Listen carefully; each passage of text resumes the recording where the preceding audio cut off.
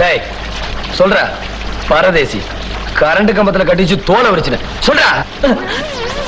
உங்க மாதிரி நல்லவங்க யாரும் இல்லைங்க. இன்னொரு தடவை சொல்லு. உங்கள மாதிரி நல்லவங்க யாரும் இல்லைங்க. இன்னொரு தடவை.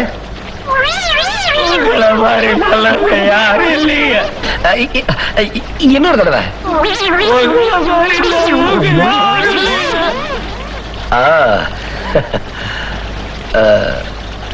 என்ன வேலை கொடுத்தா செய்வேன்? என்ன வேலை கொடுத்தாலும் செய்வேன்.